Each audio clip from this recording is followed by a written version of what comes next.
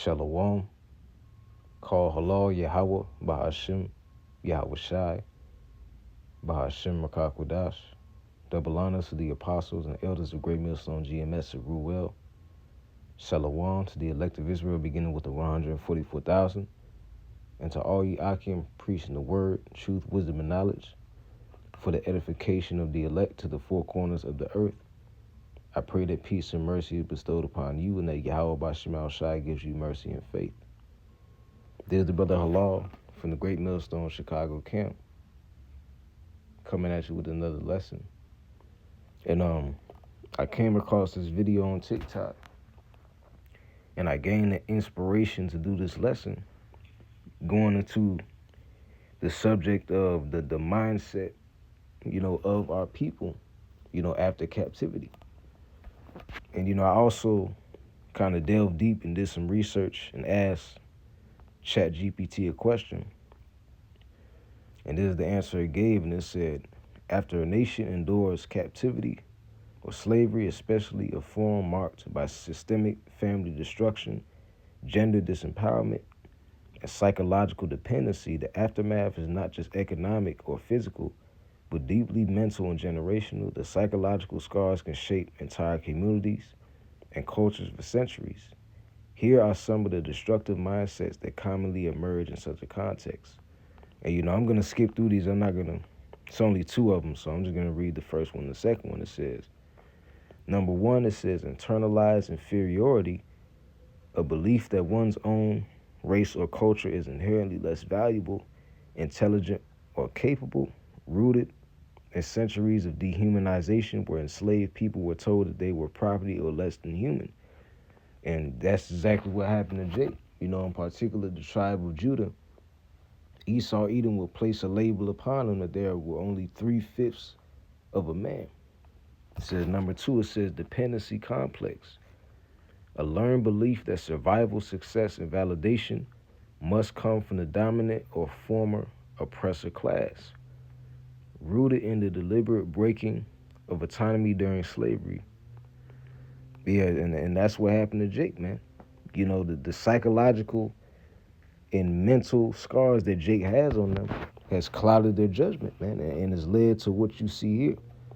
And I know this show is full of folly, boondocks, but this show is also spiritual, and it gives you an insight to the mindsets of our people, after captivity, and the trauma that still lies within them today. So I'm going to let this video play, and may this lesson be edifying. The Boondocks low-key shows us 5 types of minds left after slavery. Louis, the revolutionary, sees the system for what it is, fights for justice, but gets isolated for it. Riley, misguided, not because he's bad, but because he's been misled by what media and trauma told him was cool. Uncle Ruckus, self-hating, internalized racism, hates everything black, loves his oppressor. This is generational brainwashing. Tom, ignorant to the culture and struggles. Tom is successful, but he's disconnected. He doesn't see how the system is still affecting him. You got Pop. He just wants whatever's convenient. He only wants peace, and he just wants to survive, and he doesn't care who's right. What's crazy is you'll meet all 5 of these mindsets in real life, at work, online, shit, even in your own family. That's why Boondocks wasn't just a cartoon, it was a mirror. And that's right, these 5 mindsets, being misguided, self-hating, ignorant to the cultural struggles, which you can apply that to, the Gentiles, man, the Israelites that fell away from their heritage. But I want to mainly go over, the element of being the self-hating and liking whatever's convenient. And I want to get an example of that from the scriptures, liking whatever was convenient for them, even in captivity. This is the book of 1 Maccabees, chapter 1, and verse 10. It says, and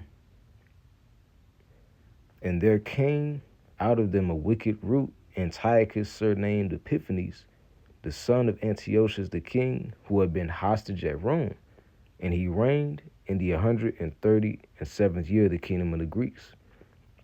So this is when, the Edomites first came into power during the Greek Empire. When you read up a little bit, I'll start at verse 7. It says, "So Alexander reigned 12 years and then died, and the servants bare rule every one in his place.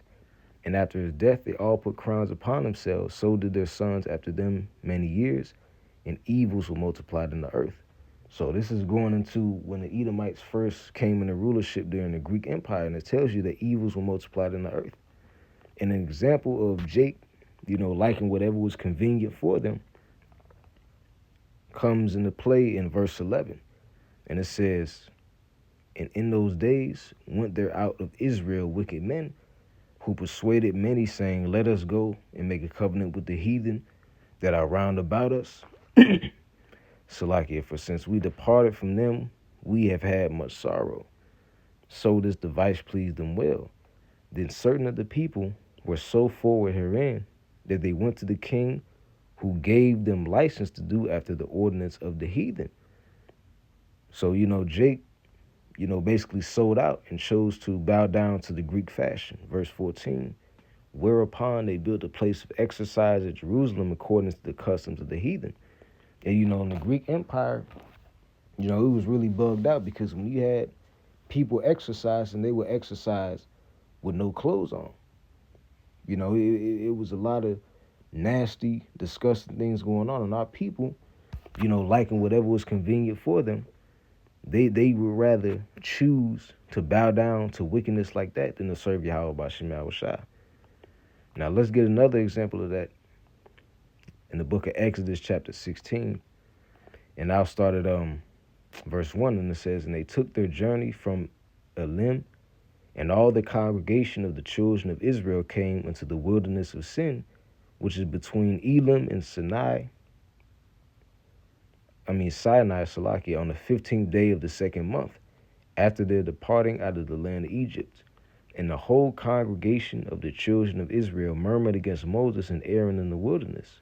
And the children of Israel said unto them, Would to the Most High we had died by the hand of the Lord and the hand of Egypt, when we sat by the flesh pots, and when we did eat bread to the full, for ye have brought us forth into this wilderness to kill this whole assembly with hunger." So they wanted to go back into Egypt because of the delicacies that they had, back in the land of their captivity.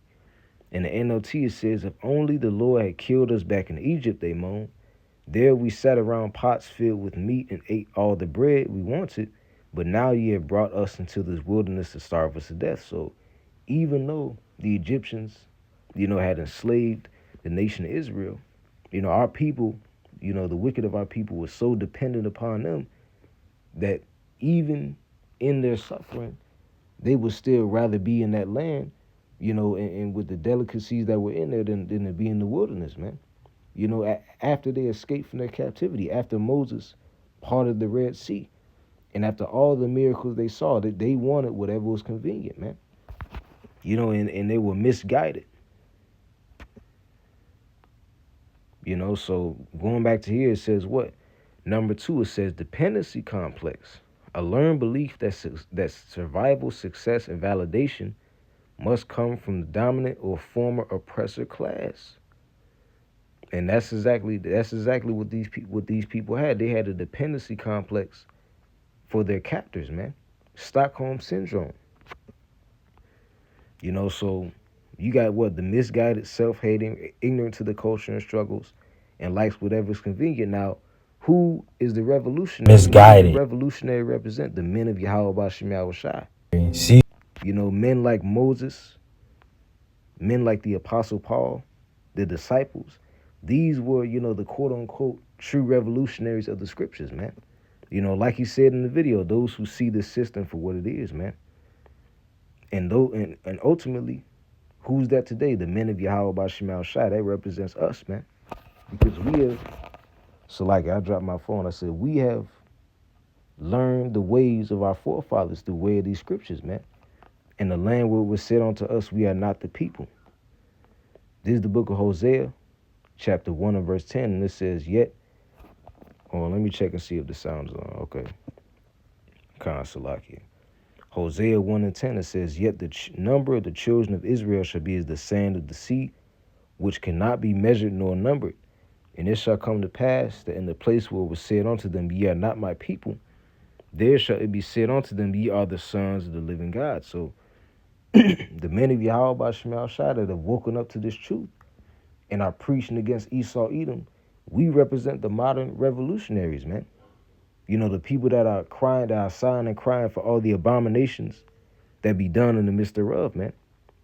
You know, until the Lord eventually gives that increase. You know, let's get the book of Baruch, chapter 2, in verse 29, and it says, If ye will not hear my voice, surely this very great multitude shall be turned into a small number among the nations where I will scatter them. For I knew that they would not hear me, because it is a stiff-necked people. But in the land of their captivities, they shall remember themselves, man. And ultimately, that's going into what? The men of the Lord, the elect, those who have woken up to the truth. Verse 31, and shall know that I am the Lord their power, for I will give them an heart and ears to hear, and they shall praise me in the land of their captivity, and think upon my name, and return from their stiff neck and from the wicked deeds, for they shall remember the ways of their fathers, which sinned before the Lord. And I will bring them again into the land which I have promised them with an oath unto their fathers, Abraham, Isaac, and Jacob, and they shall be the lords of it, and I will increase them, and they shall not be diminished, man. And that's us, man. You know, and Lord will we endure unto the end and keep preaching the word of Yahweh by Shemal Shai until we hopefully receive that deliverance, man. So there you have The it. You know, the Boondocks. 5 mindsets, you know, of our people after captivity. What? The self-hating, misguided, you know, these YNs out here that's killing each other, ignorant to the culture and struggles. You know, those who don't know their heritage, and those who sold out and likes whatever's convenient, man.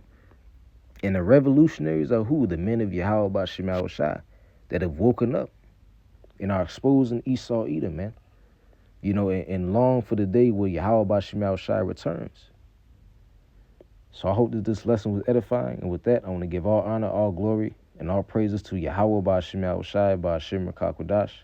Double honors to the apostles and elders of Great Millstone GMS, the Ruel, Kwam Yasharala, and Wa Abab Ball.